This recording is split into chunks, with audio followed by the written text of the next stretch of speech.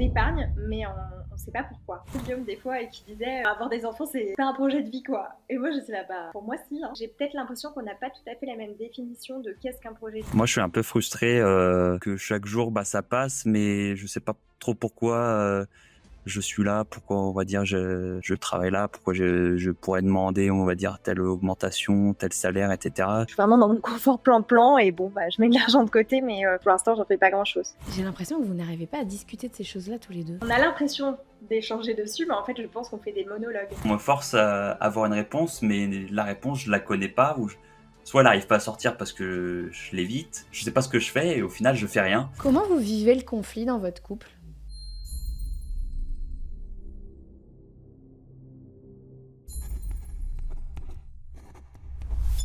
Cet été comme l'été dernier, je vous propose une série d'épisodes inédits dans lequel je vais coacher des femmes, des hommes ou des couples qui ont accepté que je leur vienne en aide. Ce que vous allez entendre tout au long de l'été est extrêmement rare. Vous allez découvrir des gens qui se livrent sans retenue, avec vulnérabilité et sensibilité. Vous allez découvrir ce qu'ils vivent, ce qu'ils pensent et les émotions que cela génère chez eux en lien avec l'argent. Parfois vous allez vous reconnaître, d'autres fois pas du tout. Mon souhait c'est que vous trouviez dans chacun de ces coachings quelque chose qui vous fera grandir. Pour ce premier coaching, je vous présente Tiffany, 30 ans, et Guillaume, 29 ans. Tiffany a fait plein de jobs différents dans sa vie et Guillaume est juriste, fonctionnaire, territorial. Ils sont en couple depuis 9 ans, pas mariés, pas d'enfants. Jusqu'à il y a 1 an, Tiffany vivait au-dessus de ses moyens et le couple n'avait pas vraiment de système clair de gestion commune de leurs finances. Ils ont repris les choses en main et leur épargne s'en porte très bien, mais ils manquent de perspective, de projet et surtout d'une vision commune et se sentent stagnés dans leur vie, raison pour laquelle ils ont fait appel à moi. N'hésitez pas à partager vos retours sur cet épisode sur le compte Instagram du podcast, c'est Richissime Podcast, et à noter le podcast 5 étoiles sur Apple Podcast et Spotify pour aider un tas de gens à le découvrir. C'est parti donc pour ce nouveau coaching avec Tiffany et Guillaume. Avec Guillaume, on aimerait arriver à établir nos objectifs. On a bien compris que c'était un point de départ pour orienter pourquoi on épargne, pour quel projet. Et actuellement, on épargne, mais on ne sait pas pourquoi. Enfin, on n'attribue pas cet argent à des projets définis. Et du coup, parfois, c'est pas très motivant. On continue d'épargner, mais on ne sait pas trop pourquoi. Ouais, effectivement, c'est ça le plus dur. On a réussi à établir une bonne gestion financière sans nous faire voilà, des éloges, mais on a mis vraiment des chiffres devant nos yeux. On a pu réussir à établir voilà, des optimisations, établir aussi un budget. Mais il nous manque en fait les objectifs, ce sur quoi on veut se tourner pour nous motiver encore plus à aller optimiser notre argent et aller en chercher aussi autre part. C'est ça qui nous manque, quoi. Ça, qu'est-ce qui vous a motivé au début ? Alors, qu'est-ce qui vous a motivé au début pour pouvoir mettre toutes ces choses en place que vous avez réussi à mettre en place ? Au niveau de la gestion financière ? Ouais, vous me dites, vous avez mis pas mal d'argent de côté, vous avez revu un budget, donc il y a des choses qui ont été mises en place. C'était quoi la clé de motivation pour vous ? Pourquoi vous avez fait ça ? Alors, moi, je pense qu'au départ, c'est Guillaume qui m'a quand même motivée. Alors, je dirais qu'en fait, j'avais besoin de savoir quel était mon train de vie, moi, de manière très individuelle et personnelle. Et après, notre objectif, c'était quand même de mettre en commun certaines dépenses qui étaient mises en commun, mais de manière pas très réfléchie, entre guillemets. Voilà, parce qu'on n'a pas le même salaire, pas très réfléchi ou pas très équitable, plutôt. Et donc voilà, moi je dirais de mon côté, le but de ça, c'était d'être sur la même longueur d'onde de Guillaume. Lui, il le faisait depuis quelques années, sans vraiment étudier, mais en rentrant simplement les dépenses, les recettes. Et en fait, le fait qu'on soit deux, ça nous a motivés à vraiment étudier tous ces flux financiers et d'optimiser du coup ce qu'on pouvait optimiser. Voilà. Et puis, moi, vraiment, mon objectif, c'était de connaître mon train de vie j'ai eu beaucoup de peur avant de mettre ça en place. Vraiment, j'ai procrastiné énormément et j'ai surtout procrastiné aux analyses. Pas forcément à rentrer les dépenses, les recettes, mais plutôt à l'analyse après parce que je savais au final ce que ça allait montrer. Et, euh, et du coup, voilà. Mais c'était, moi, mon objectif de départ, voilà, c'était de rejoindre Guillaume là-dessus pour qu'on ait quelque chose d'individuel, mais en même temps qu'on puisse le mettre en commun pour avoir une gestion financière de couple, je dirais. Ouais, parce qu'avant, on n'avait pas forcément, on était un peu, entre guillemets, à la one again. Il n'y avait pas forcément de transparence. Et puis, on a écouté ton podcast où tu parlais de l'argent dans le couple l'été dernier, notamment équité, égalité, etc. Et ça nous a fait réfléchir et ça nous a mis, on va dire, entre guillemets, au travail sur ces points-là. Parce qu'on connaissait un peu nos dépenses, mais on n'avait pas forcément de répartition claire, nette et précise en fait sur les dépenses du couple. Euh, et c'est pour ça aussi qu'on s'est un peu mis sur ça. Il y avait le côté pour Tiffany, oui, aspect personnel, mais moi de mon côté, c'est plus aussi assurer aussi une transparence dans le couple. C'était un peu aussi transparence et clarté aussi que je voulais mettre en place. Tiffany, tu dirais que tu vivais au-dessus de tes moyens? Oui, Ok. sans m'en rendre compte, mais oui, oui. Arrêtons-nous un instant. La situation qu'a connue Tiffany, c'est-à-dire le fait de vivre au-dessus de ses moyens sans s'en rendre compte, est bien plus fréquente qu'on le pense. C'est même très facile de vivre au-dessus de ses moyens. Comment? Vous gagnez une somme, mettons 3 000 € par mois, vous dépensez une partie de cette somme dans le mois, tout de suite, le loyer, la nourriture, l'eau, l'électricité, l'énergie, les charges, l'essence, l'assurance, etc., etc. Dans mon exemple, prenons 2 500 €. Mais il y a aussi tout ce que vous ne dépensez pas ce mois-ci, mais que vous allez dépenser plus tard. Les vêtements, les réparations de la voiture, les vacances, etc. Bref, ces dépenses occasionnelles ou exceptionnelles qui sont plus difficiles à traquer, notamment parce que ces fameux 500 € dans mon exemple sont restés sur le compte courant et se sont confondus avec tous les autres mouvements, ou alors parce que ces 500 ont été mis dans un compte épargne fourre-tout qui sert pour tout, de sorte qu'on est incapable de regarder son compte et de dire j'ai tant d'argent préaffecté à ceci, à cela, etc., etc.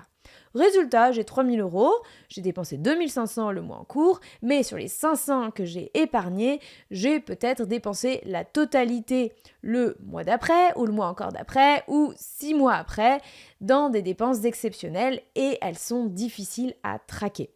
À titre personnel, j'ai vécu pendant des années avec une épargne qui a stagné parce que je pensais mettre de l'argent de côté, je faisais un virement automatique tous les mois sur mon compte épargne, mais en réalité, je finissais toujours par dépenser ces sommes-là plus tard et je restais donc à mon point zéro d'épargne qui est resté pendant longtemps 5 000 €. Je le dis et je le répète, le cerveau n'est pas capable de gérer de l'argent. Il y a trop de paramètres pour que l'on s'en remette à notre cerveau.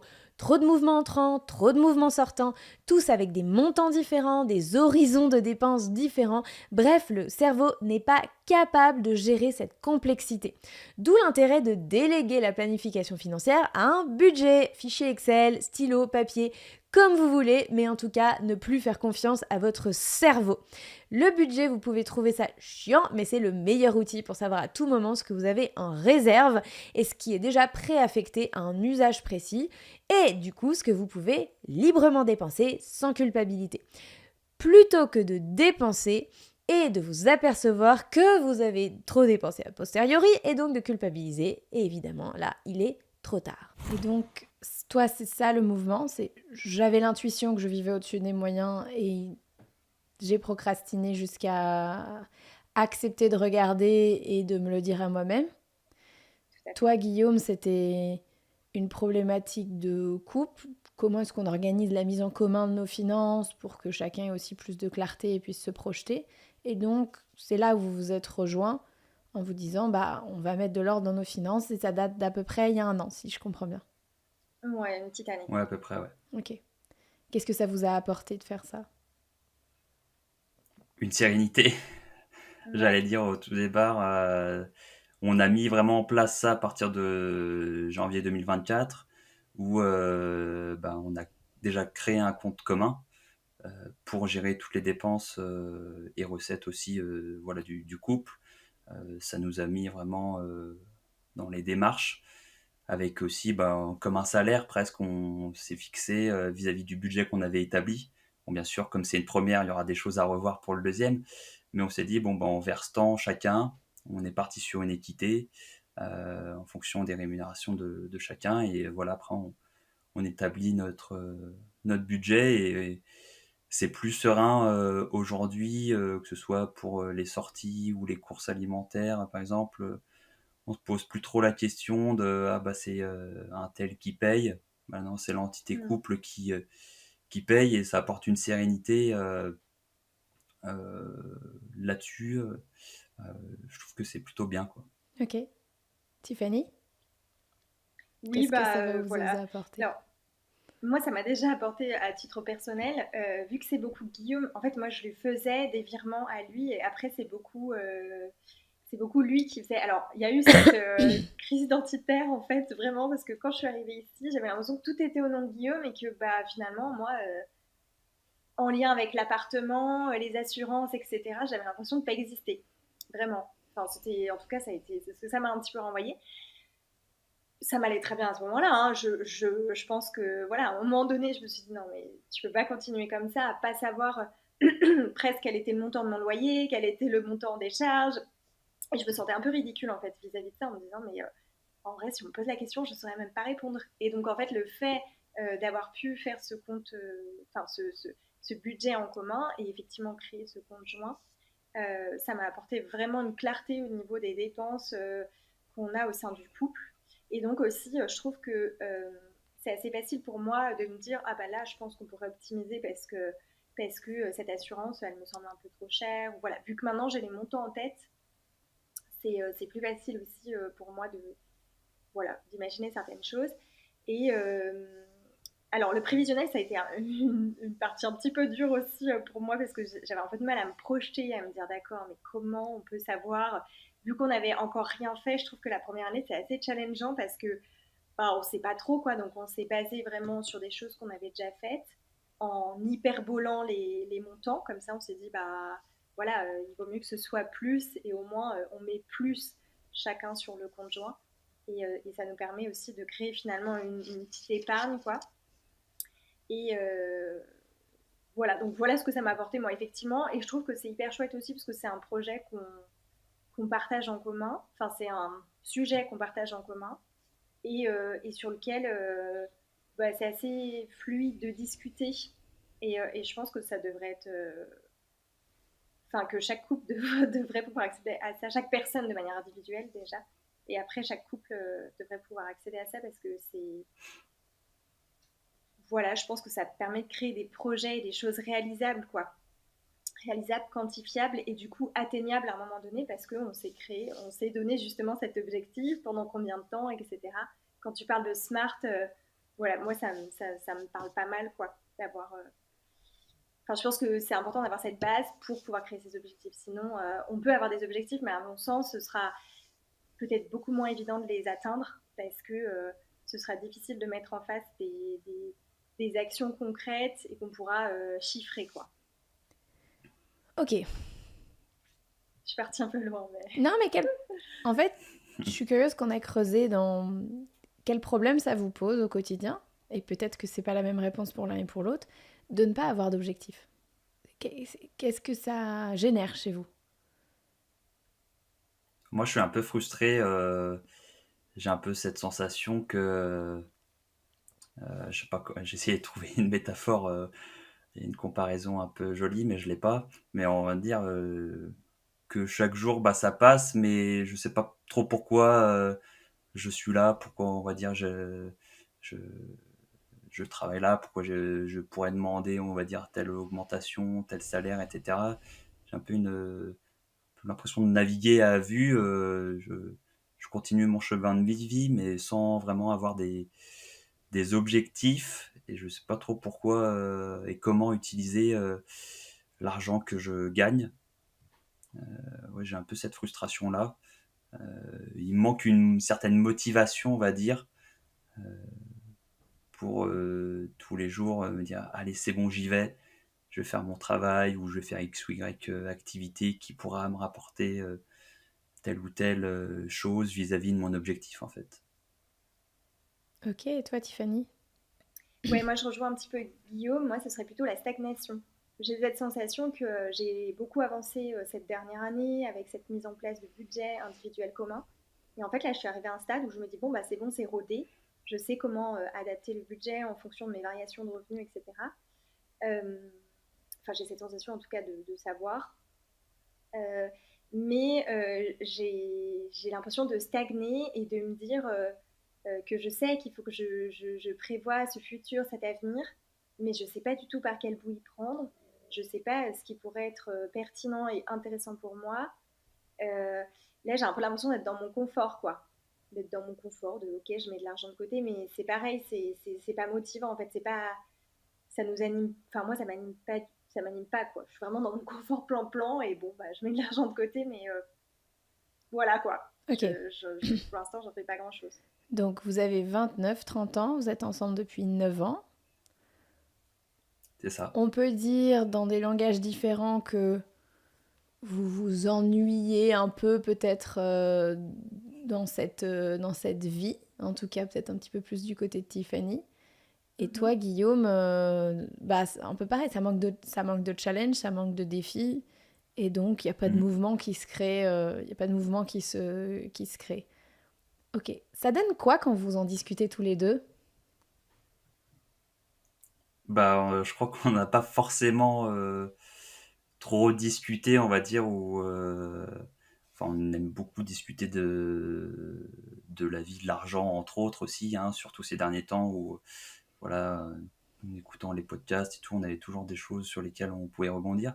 Mais on n'a jamais pris vraiment le temps pour se dire, pendant 2 heures, on parle de nos objectifs de vie, on essaye de mettre des mots sur ce qu'on veut chacun et ce que veut le couple aussi. On n'a jamais vraiment pris le temps, je crois, d'avoir cette discussion. T'es d'accord avec ça, Tiffany? Oui, alors oui et non. Je dirais qu'on a quand même mis quelques actions concrètes en place. Notamment, on a un- comment on dit, une plage dans notre agenda qui est dédiée du coup à la discussion autour d'une éventuelle création d'entreprise. On ne sait pas encore quelle forme, etc. Mais en tout cas, je trouve qu'on crée un petit peu le mouvement en organisant, enfin en définissant cette plage dans notre planning. Et moi, j'avais proposé à Guillaume des actions assez concrètes de OK, qu'est-ce qu'on aime chacun de notre côté. Et parce que je pense qu'on a chacun finalement un peu une vision de la vie, mais qu'on parle comme ça à tout va et j'ai l'impression que c'est pas très concret. Voilà, moi c'est ça en fait. Je pense que ça manque de concret. Je pense qu'on en parle et qu'on a des projets et des objectifs de vie, mais pour moi ça manque de concret. Et Alors du coup, attends, il y a peu.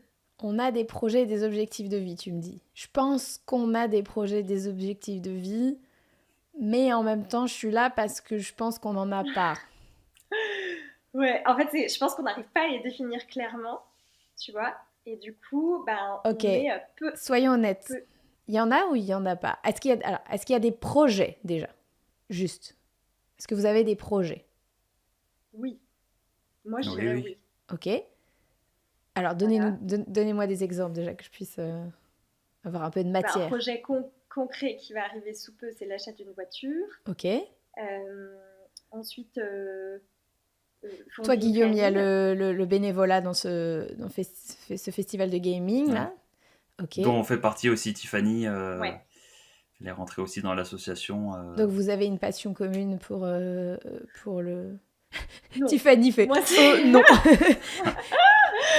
non. Moi, j'ai une passion pour la trésorerie. Voilà, Ah, je suis d'accord. trésorière et j'ai une passion pour l'argent. Mais j'ai pas une passion pour le gaming, pas du tout. D'accord. Voilà, je suis dans l'association parce que cette association va tendre à s'ouvrir sur d'autres événements, justement, et qui me parleront beaucoup plus. Mais je suis à la trésorerie parce que j'aime beaucoup cette gestion financière qui est voilà, très organisée et voilà, Ok. Donc, En du coup, tout cas, il y a j'ai cet pris ce poste-là. investissement que vous avez d'une façon ou d'une autre, chacun dans cette association Ouais. de gaming. Quoi d'autre comme projet? En fait, c'est là où, tu vois, moi, j'aurais envie d'acheter quelque chose à nous.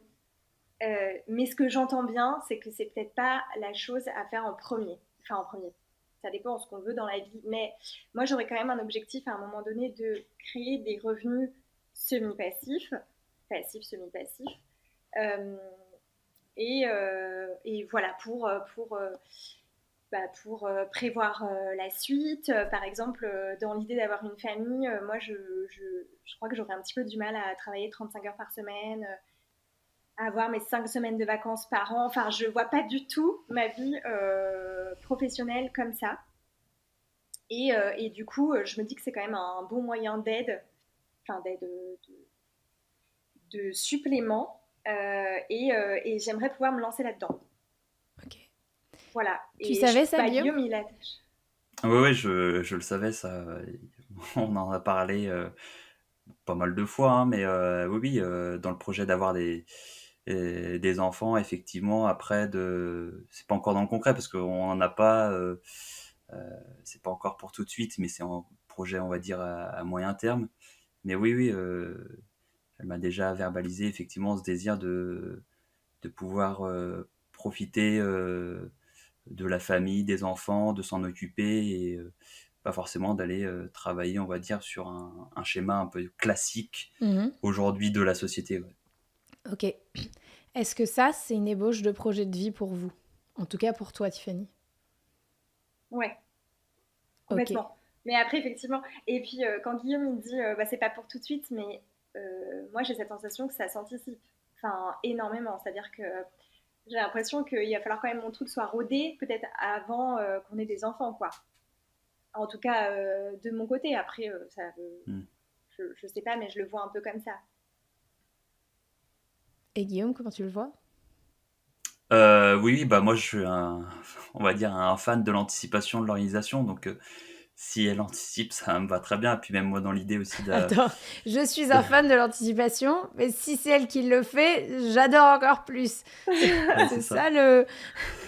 C'est ça. Mais oui, oui, non, sur les enfants, et puis même l'aider, et puis anticiper, que ce soit d'un point de vue émotionnel, et puis financièrement aussi, essayer de projeter ce qui est possible, ah oui, ça me va très bien ça. Et du coup, voilà, en effet, on ne sait pas si. Alors, sur l'aspect professionnel, je pense que c'est plutôt un projet individuel, en tout cas de mon côté.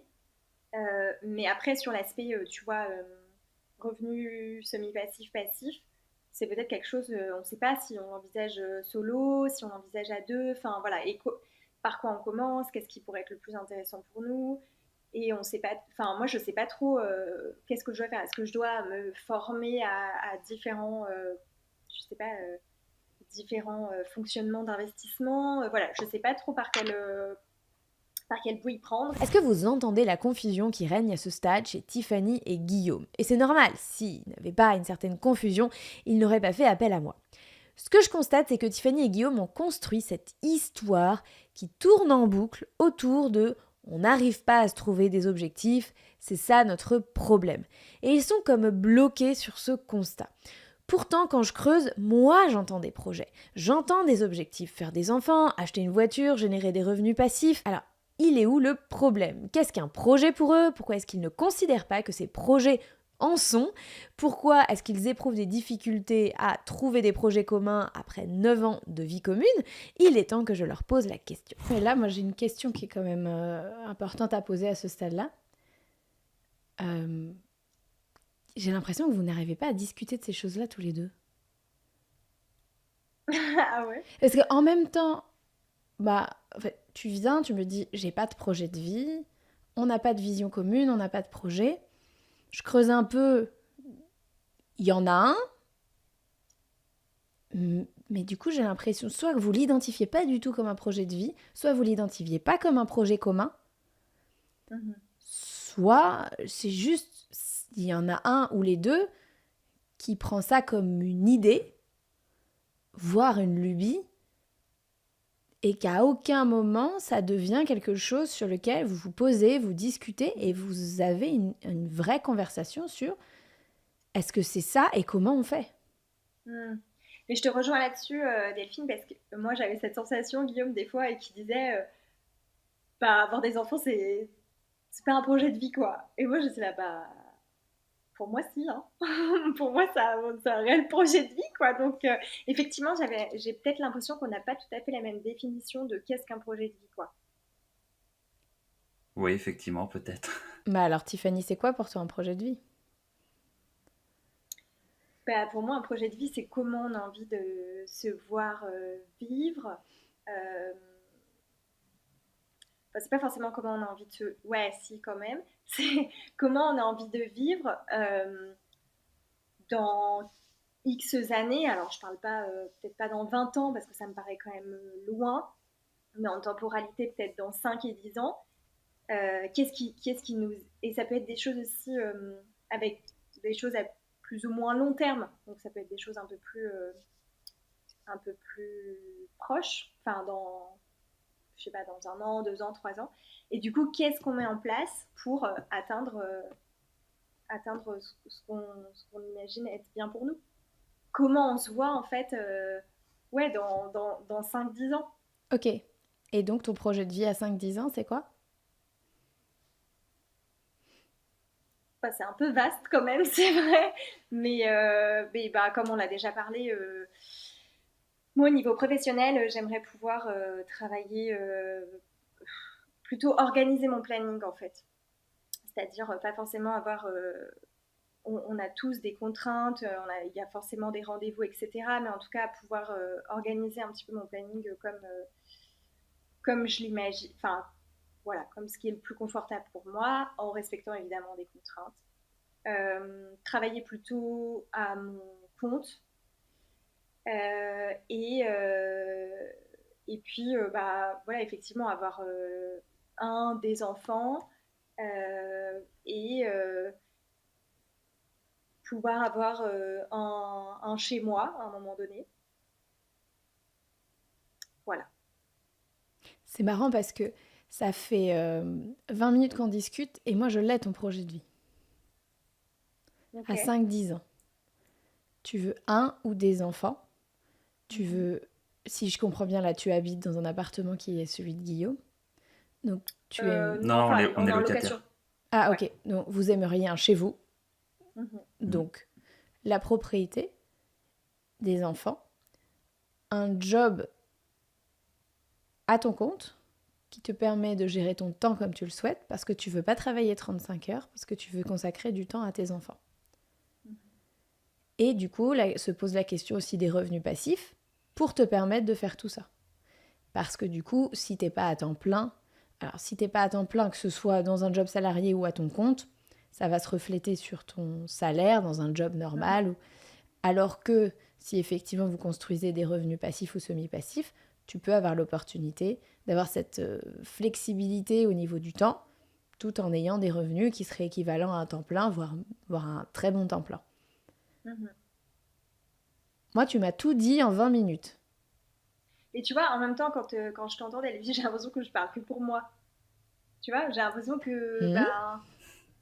ben, ouais, moi j'ai l'impression que Guillaume, Je fais pas partie de soit il ne l'équation. partage pas du coup, soit c'est que je sais pas s'il n'ose pas dire certaines choses, enfin me dire certaines choses ou mais je me dis bah là je parle pour moi, tu vois. Mais effectivement, je te rejoins sur le fait que j'ai l'impression qu'il y a pas d'échange quoi. C'est des monologues. Alors, c'est pour ça que je repose ma question. À quel moment vous échangez sur ces sujets-là? Bah en fait, on a l'impression d'échanger dessus, mais en fait, je pense qu'on fait des monologues. Et donc, Bah, ton soit on n'en monologue à parle pas toi, vraiment Guillaume, concrètement. s'il y a monologue contre monologue, il ressemble à quoi ton monologue, Guillaume, du coup, quand vous en parlez?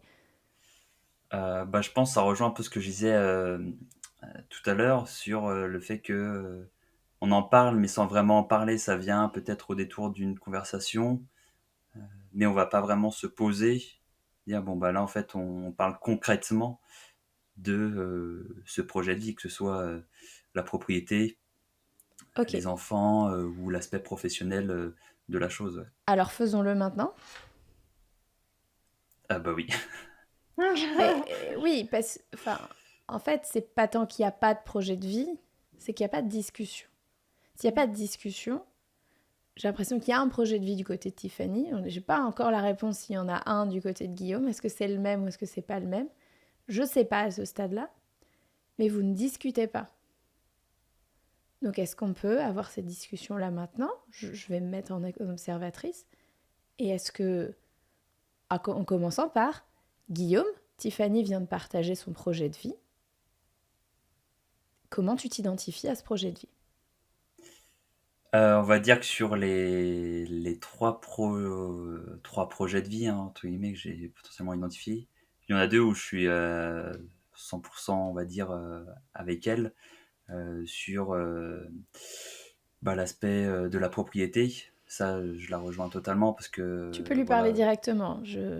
Oui, oui, je te rejoins totalement parce que, voilà, je pense que c'est quelque chose qu'on a tous les deux envie d'avoir notre chez soi. Ça rejoint aussi un peu le projet professionnel puisqu'on sait que on va pas forcément rester dans la région où on est actuellement, puisqu'on a pour projet aussi de se rapprocher de nos amis et de notre famille. Donc sur l'aspect de la propriété, oui, je suis bien d'accord. J'aimerais bien aussi avoir quelque chose à nous.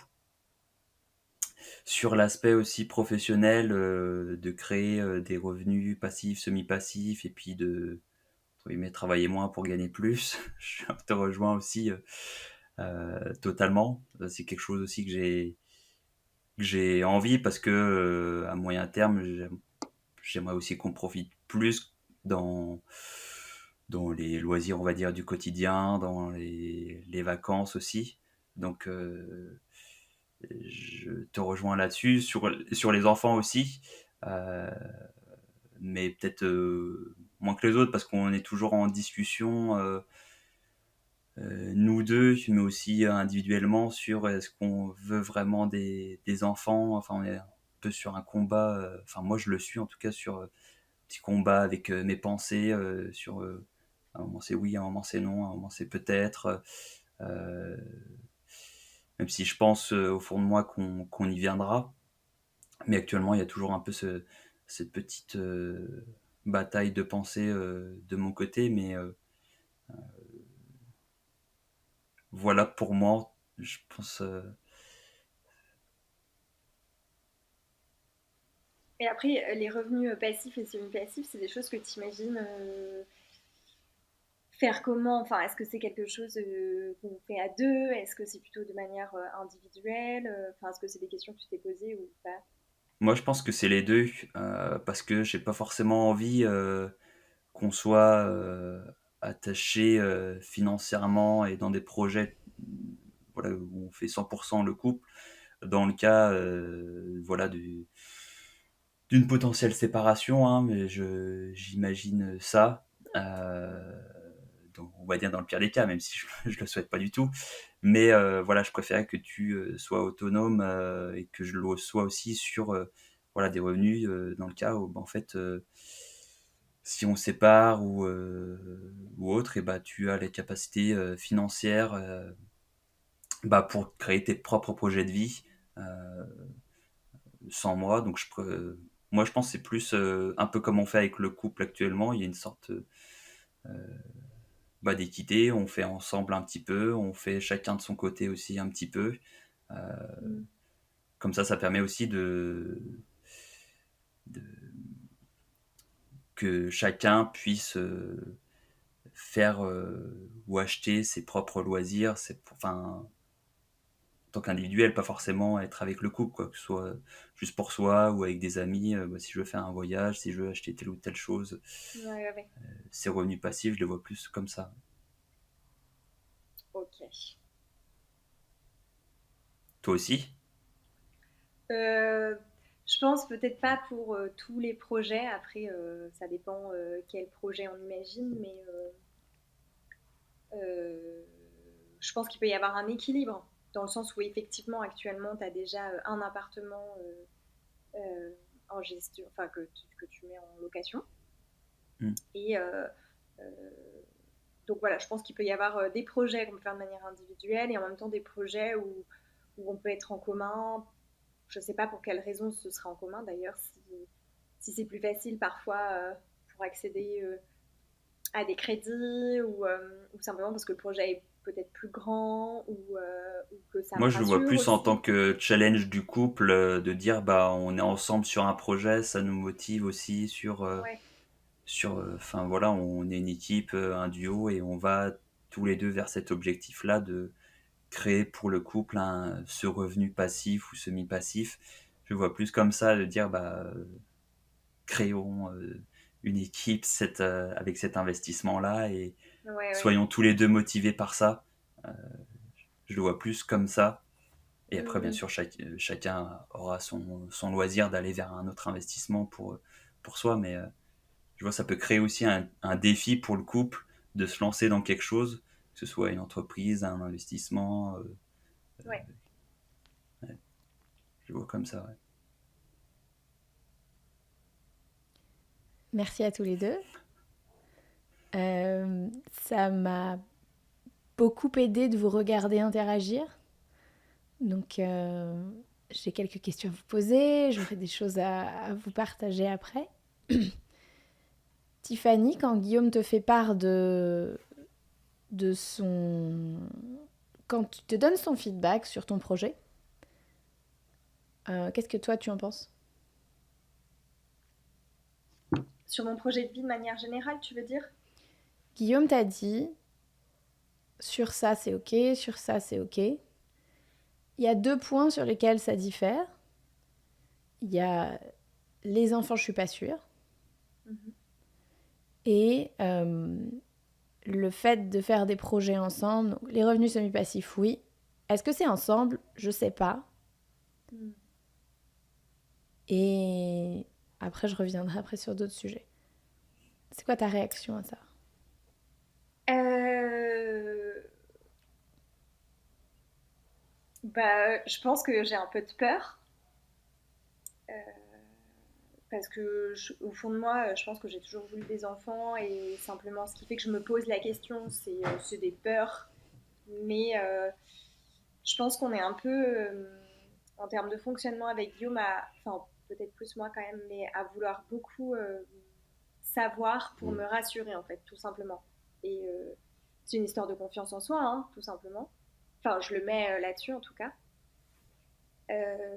Donc oui, ça me fait un peu peur parce que je me dis, mais mince, bah peut-être ça arrivera jamais. Et moi, à un moment donné, ça va peut-être me poser question en me disant, bah zut, si moi je veux vraiment des enfants, qu'est-ce qu'on fait quoi? Donc, euh, donc voilà, forcément, ça me génère de la peur, même si clairement je ne mets aucune pression. Enfin, en vrai, je ne mets aucune pression. Oui et non, je vais avoir 31 ans cette année. Et c'est vrai que dans le monde médical, paramédical, on peut vite te mettre la pression.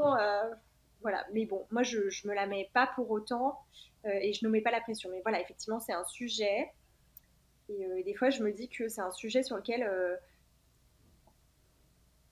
il n'y a pas tant besoin de parler finalement. Enfin, c'est quelque chose, bah, soit à un moment donné, on est prêt à faire des enfants, soit on ne le sera jamais, ou l'un de nous le sera jamais. Et là, évidemment, il y aura des questions qui vont se poser. Mais en tout cas, c'est ma vision. Hein, donc, voilà, Donc je ne ta sais pas si vision, elle est. c'est attendons. Il n'y a pas besoin d'en parler, attendons de voir. Si, en fait, si, je dis ça, mais si, il y a besoin d'en parler parce que, enfin, la preuve, tu vois, Guillaume a pris l'initiative de participer à une conférence Être père. Donc, en fait, si tu veux, on se renseigne. Euh, voilà, on se renseigne, on en parle. On a des amis autour de nous qui ont eu des bébés ou qui vont en avoir. Donc, euh, donc non, je dirais qu'on se renseigne sur le sujet, mais petit à petit. Et en même temps, moi, c'est comme je le vois aussi. Enfin, c'est quelque chose qui doit probablement prendre son temps, être suffisamment progressif, peut-être, en tout cas pour certaines personnes, pour d'autres personnes, peut-être pas du tout, mais en tout cas pour nous, peut-être que c'est comme ça. Donc, euh, donc, donc, non, je pense qu'on va chercher les informations, mais des fois, moi, j'ai l'impression que je vais un peu trop les chercher pour me rassurer, tu vois, d'avoir cette impression de, bon, c'est bon, là, tout est balisé, je connais le terrain, je sais pas si tu vois ce que je veux dire, Mhm. mais donc c'est bon, on peut y aller, quoi. Tu vois? C'est comme si j'attendais, et j'ai l'impression que c'est un peu comme ça dans tous mes projets, c'est comme si j'attendais que que tout soit balisé. En réalité, tout ne l'est jamais, parce que, enfin, c'est quoi tout, tu vois? Avant de me lancer. Et du coup, ce qui fait que ça retarde vachement de choses. J'ai cette sensation-là. là, j'ai un peu divagué. Mais voilà, et Non, qu'est-ce que ça me fait? en fait, tu parles à la première personne sur un sujet qui est un sujet Comment? de couple. Ouais.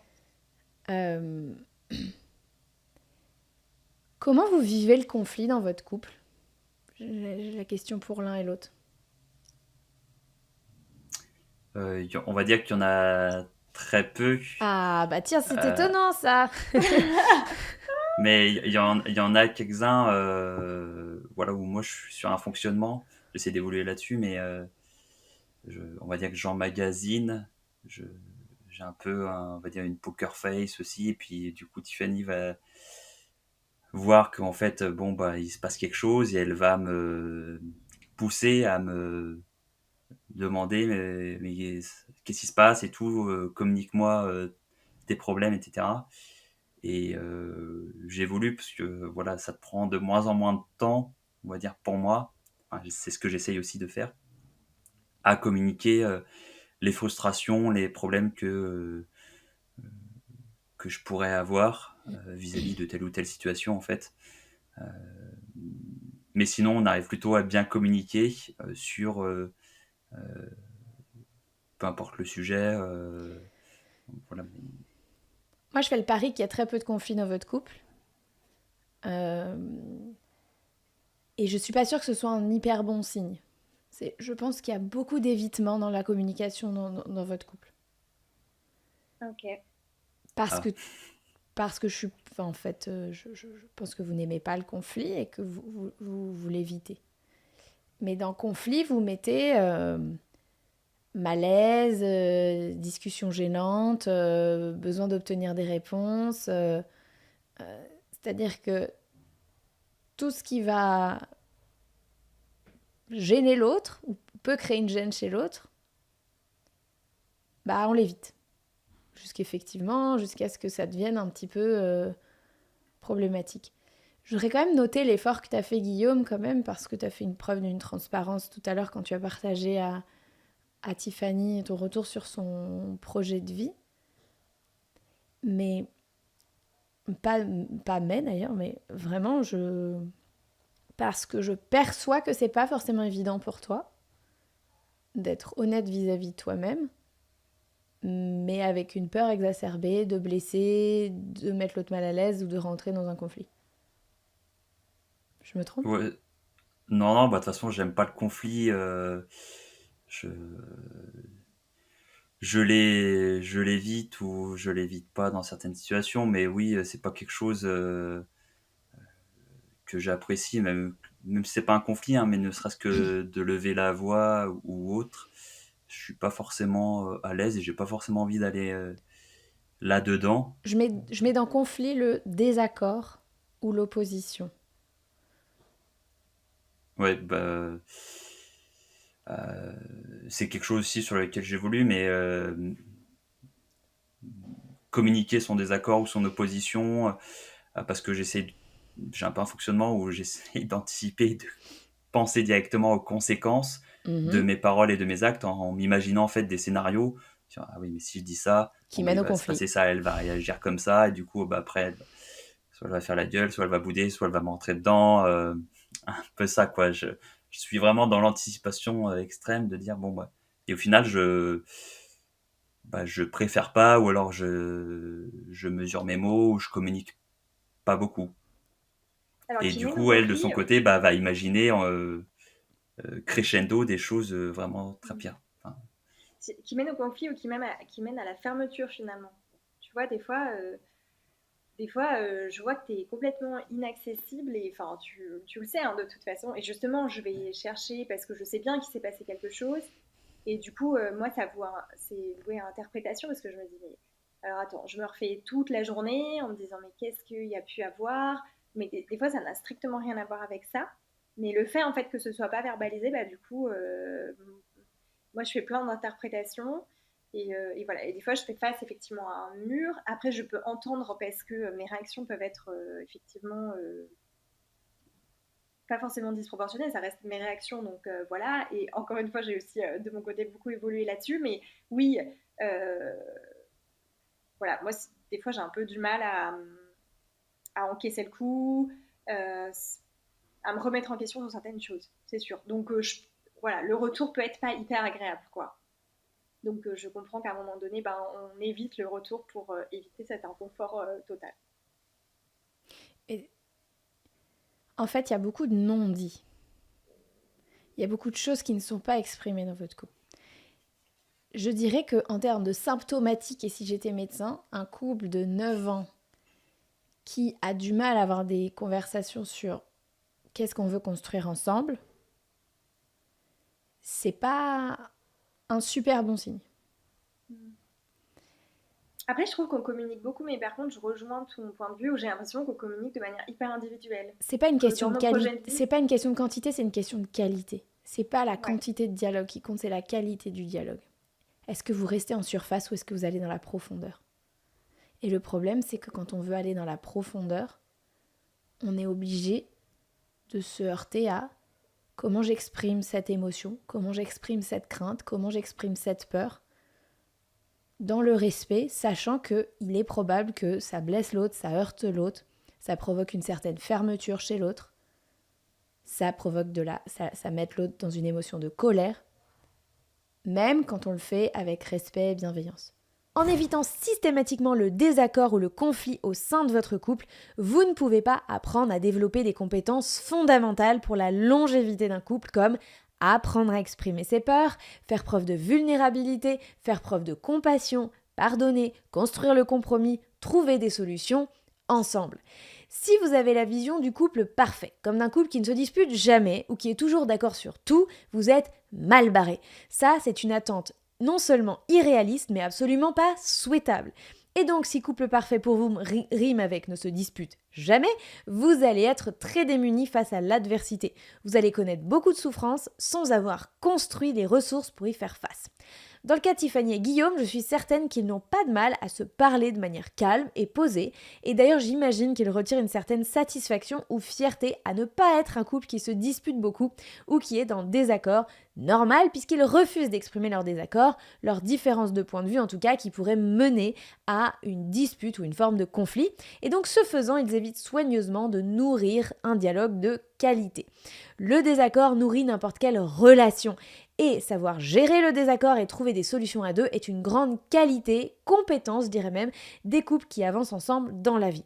J'ai 4 commandements à vous partager pour nourrir, pour avoir des discussions enrichies dans votre couple, que ce soit sur n'importe quel sujet, mais notamment sur les sujets d'argent. Premier commandement, s'engager dans la conversation.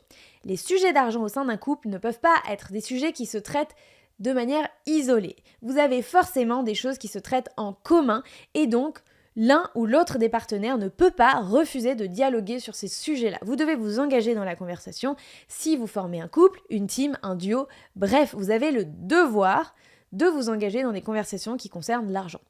Deuxième commandement, vous devez accepter de dire ce qui est difficile à dire. Ce qui va donc être le troisième commandement, vous devez accepter d'entendre ce qui est difficile à entendre. Qu'est-ce que j'entends par là ? Que vous devez apprendre à maîtriser ou gérer vos émotions, les émotions qui viennent, l'inconfort qui vient avec le fait d'avoir à exprimer des choses qui ne sont pas faciles à exprimer et avec le fait d'avoir à entendre des choses qui ne sont pas nécessairement faciles à entendre.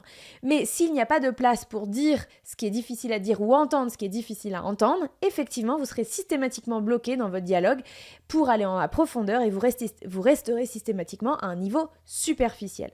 Et enfin, quatrième commandement, prendre une décision à la fin de vos conversations, même si cette décision peut être de remettre la fin de la conversation à plus tard, et ce plus tard, vous devez le définir ensemble. Comment est-ce que vous pouvez gagner en authenticité dans la relation, de sorte que vous n'ayez plus à faire ces stratégies d'évitement, où ce sujet-là, alors, on l'aborde, on communique bien, etc., mais dès qu'on veut rentrer dans la profondeur, est-ce qu'on peut parler de cette histoire d'enfant ?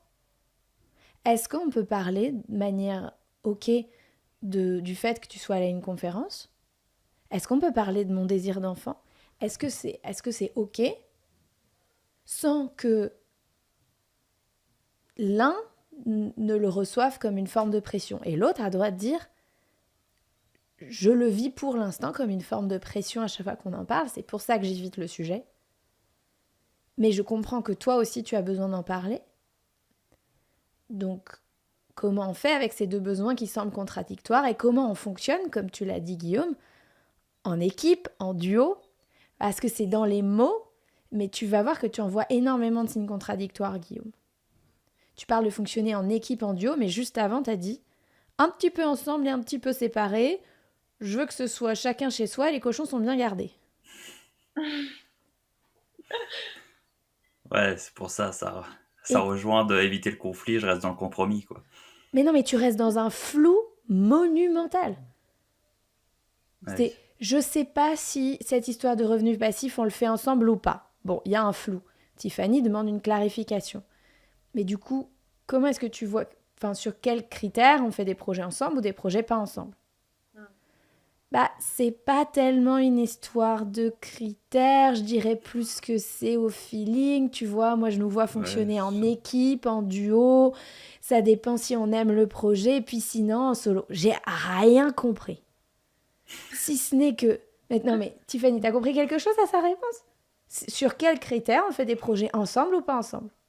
Est-ce que t'as Bah, compris? en fait, non, mais ça manque de concret parce que peut-être qu'on ne veut pas rentrer dans le concret ou qu'on ne sait pas Mais comment c'est faire, ça le tu vois. problème, Mais Tiffany. C'est que tu poses une question, tu n'as pas la réponse, et c'est pas grave, j'ai pas eu ma réponse. ouais, ouais, ouais, Et moi, je me fous de la réponse que vous trouvez. Alors là, que ce soit sur les enfants ou sur l'immobilier, c'est pas ça mon problème. Mon problème, c'est comment vous en êtes arrivé à créer une dynamique de couple où vous back up, vous retirez de la conversation, alors que ouais, vous n'avez pas vos réponses. Et en ok, l'occurrence, là, sur les sujets dont on parle, c'est plus toi, Tiffany, qui a un besoin de réponse vis-à-vis de Guillaume. Mais Guillaume est, je vais te le dire clairement, dans une stratégie d'esquive parce qu'il y a des choses qui le mettent mal à l'aise. Peut-être parce que c'est des réflexions, qu'il n'est pas au clair, qu'il a des peurs, qu'il a des craintes. Il en a exprimé certaines en surface. Mais c'est déjà pas mal. Euh, et toi, tu as un besoin de réponse qui est inassouvi. Alors, c'est pas parce que t'as pas eu ta réponse que j'ai pas eu ma réponse. J'attends une réponse. J'exige une réponse. Je ne partirai pas d'ici tant que je n'aurai pas une réponse. Après, c'est la qualité du dialogue qui rentre en jeu. mhm, Mais vous êtes ensemble depuis 9 ans, il peut y avoir une peur des réactions parce que je pense que vous vous connaissez bien et du coup vous êtes installé dans un certain fonctionnement. Mais je pense que vous terminez souvent des discussions sans avoir de réponse à vos questions. bah, je m'en suis pas trop rendu compte en fait. Mais ouais, du on coup, n'a pas forcément Mais je cette suis même pas question. sûre que tu te sois rendu compte qu'il n'avait pas répondu à ta question en fait. non. Il n'a pas répondu à ta question. Euh, Est-ce que Guillaume, tu reconnais que t'as pas vraiment répondu à la question? Bah non, enfin oui, je reconnais que j'ai pas répondu à la question, quoi. Mais encore faut-il, je rebondis sur ce que tu disais, je partageais ça récemment à Tiffany, c'est encore faut-il avoir une réponse. Parfois, j'ai l'impression que qu'on me pose cette question et qu'on me force à avoir une réponse, mais la réponse, je la connais pas, soit elle n'arrive pas à sortir parce que je l'évite, soit en fait je la connais pas, mais du coup je réfléchis sans cesse et du coup je sais pas ce que je fais et au final je fais rien. Et Pourquoi ouais, tu... Qu'est-ce qui t'empêche là, à ce moment-là, de faire preuve de transparence?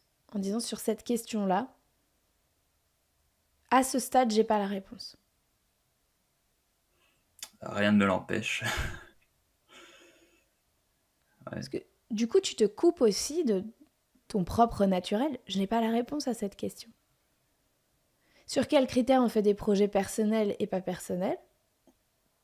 Je manque de clarté. J'ai pas la réponse à cette question. Hmm. Ce à quoi Tiffany peut aussi se permettre de dire, est-ce que c'est ok si on cherche ensemble? Ou du coup, qu'est-ce qui te fait penser que c'est mieux qu'on ait des projets, certains séparés, certains ensemble? Parce qu'il y a bien une raison qui te fait dire, bah, je suis pas sûre qu'on devrait faire tous nos projets ensemble. Bah, je veux qu'elle garde son autonomie financière et elle ait aussi cette petite passion individuelle de dire moi Tiffany je me lance dans ce projet seul et je vais voir si au final, ça va au bout. Enfin, il y a un peu je sais pas, ce plaisir, cette envie-là. Je, Ok. Pourquoi c'est je me dis, important pour toi? Parce que là, tu me dis, ah, il y a deux choses. Il y a la question de l'autonomie financière et la question qu'elle puisse explorer ses passions à elle. En quoi c'est ouais, important pour toi qu'elle explore ses passions à elle? euh, je sais pas, ça coule de source pour moi de me dire, ne fais pas tout pour le couple ou pour nous, fais des choses aussi pour toi, Et ouais, mais qui t'animent.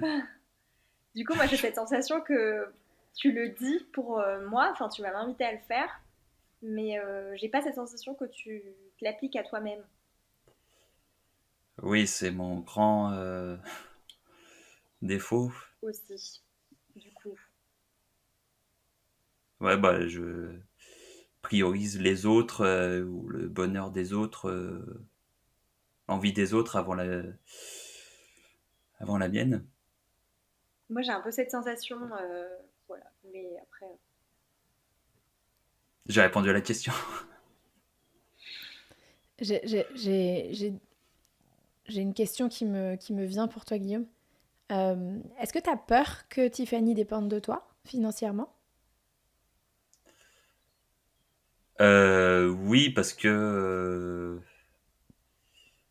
c'est quelque chose qu'on a pu connaître dans le passé, ou quand elle m'a rejoint là où on est actuellement, elle a lancé son entreprise, mais du coup je l'ai aidée bien sûr en faisant face aux dépenses du couple à certains moments, le loyer, les charges, les courses, et bah là elle a retrouvé en mettant, on va dire, le nez dans les chiffres, dans le budget, etc., d'une certaine sérénité financière. Ce qui me plaît, et aussi cette peur aussi qui est toujours là de me dire ah, ça pourrait potentiellement recommencer Mm. cette certaine dépendance, ce qui crée une frustration ou je sais pas une gêne. Ouais, je pense toujours aux conséquences de ah bah oui c'est Mm. cyclique, ça peut potentiellement arriver. Je me souviens que par exemple, là j'ai terminé du coup mon CDD et je sentais que Guillaume était très tendu, très stressé à l'idée de comment ça allait se passer après, etc. Et en soi, c'était pas forcément mon cas parce que moi j'avais regardé de mon côté et c'était ok. Et du coup, je voulais qu'on regarde ensemble justement aussi, bah, déjà pour voir si je m'étais pas trompée dans ce que j'avais pu calculer, etc. Et puis aussi, je pense que c'est une façon de lui montrer que en fait c'est ok, tu vois. C'est parce que j'ai terminé le CDD là que ça va pas le faire. Parce Ouais, que j'ai trouvé, enfin voilà quoi.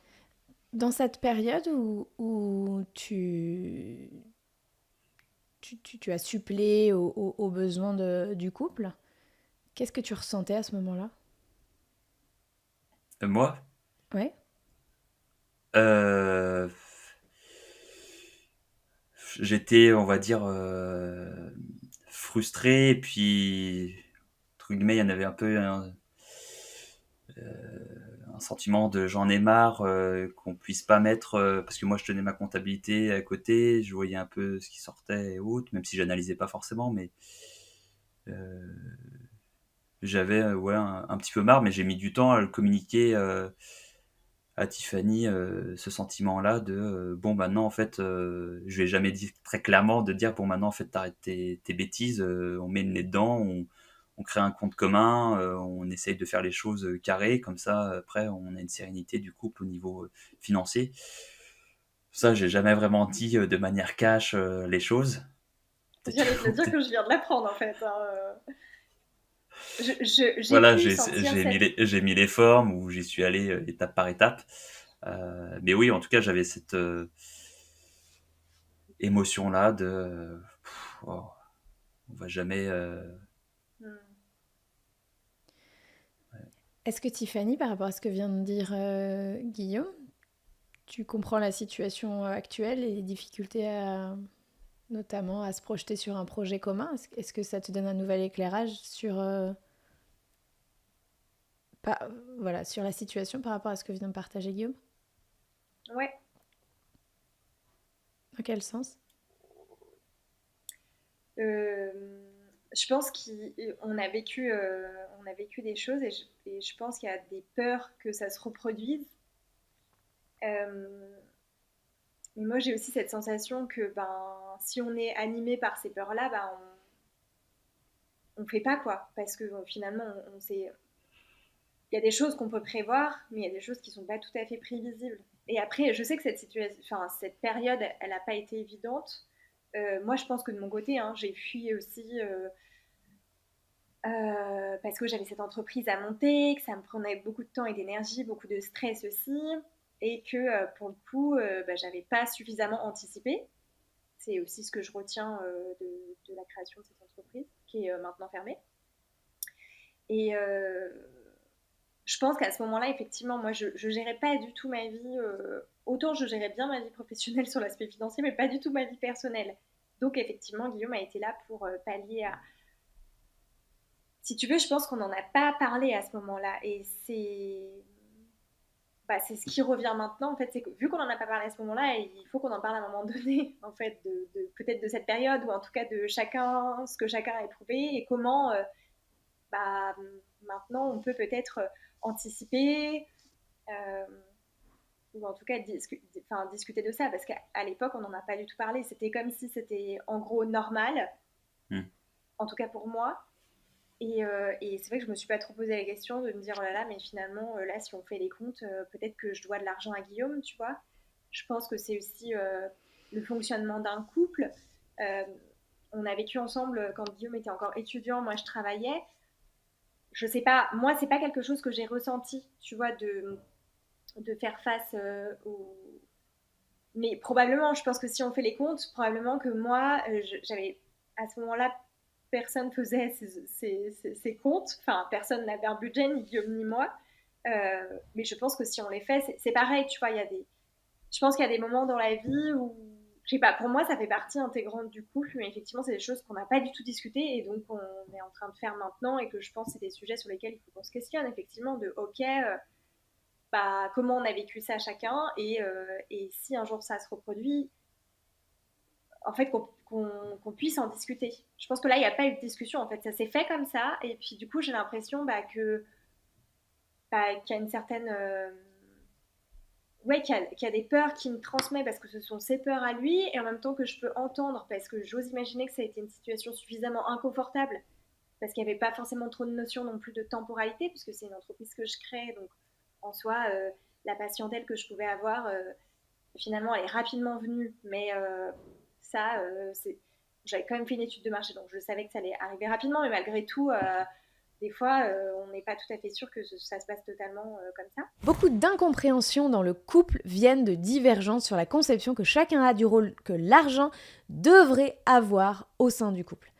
Pour l'un, il est peut-être évident qu'en cas de problème, l'autre doit être là. Et donc pour lui ou elle, c'est normal. Pour l'autre, peut-être que cette solidarité sans condition n'est pas une évidence. Et donc, par exemple, dans le cas de Guillaume, il a peut-être mal vécu le fait d'avoir vu son épargne personnelle fondre pour permettre à Tiffany de monter sa société, en ayant d'ailleurs sans doute le sentiment d'une certaine forme de perte de contrôle.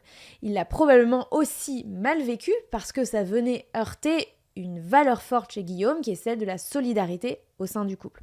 Si vous avez vous aussi le sentiment d'être pris en étau entre deux sentiments contradictoires, essayez de communiquer cette ambivalence à votre partenaire en toute transparence. Ça peut donner quelque chose comme « Chérie, je dois t'avouer que cette situation est très inconfortable pour moi parce que d'un côté, j'ai envie de te soutenir, de l'autre, j'ai peur pour mon argent et mes projets. Je me sens pris au piège par ces deux émotions contradictoires. » Si vous ne dites rien, le risque, c'est d'alimenter un flou, une incompréhension, un éloignement au sein du couple. Dans leur cas, le flou vient du fait que Guillaume n'arrive pas bien à expliquer où est la limite entre faire des choses ensemble et ne pas les faire ensemble, et notamment ces fameux projets immobiliers. Et pourtant, les craintes de Guillaume ont des racines dans son histoire personnelle à laquelle je vais maintenant m'intéresser. Guillaume, j'aimerais en savoir un petit peu plus sur ton background. Dans quel environnement tu as grandi ? J'ai grandi dans un environnement, on va dire, parents divorcés, divorcé de manière très conflictuelle, mais version plus négative, hein, pas dans le désaccord simple, hein. Voilà, conflictuelle, bataille juridique, bataille financière, euh, où en fait, voilà, il y a eu de l'adultère. Chacun en fait disait bah l'autre est pourri, etc. Donc voilà, vis-à-vis des enfants, ça a été parce que j'ai 2 frères qui sont plus grands. Ça a été plutôt difficile. Et puis, cette période-là aussi, à l'école, j'avais pas forcément d'amis, j'étais pas forcément aussi dans les groupes des populaires, voilà, etc. Donc, pas forcément une période facile de ma vie. Oui, mes parents ont divorcé, j'avais 8-9 ans, par là. Mais maintenant, j'ai Et fait l'argent était le. déjà une difficulté dans le couple avant qu'ils se séparent? Ça, je sais T'as pas. pas de souvenir? J'ai pas du tout de souvenirs.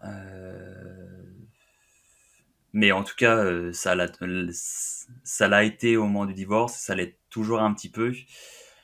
Parce que, voilà, mon père, ils avaient fait le choix de ce que me dit ma mère, bon, bah, c'est mon père qui va ramener, entre guillemets, les sous à la maison, et ma mère va se concentrer sur le développement de la famille avec s'occuper des enfants.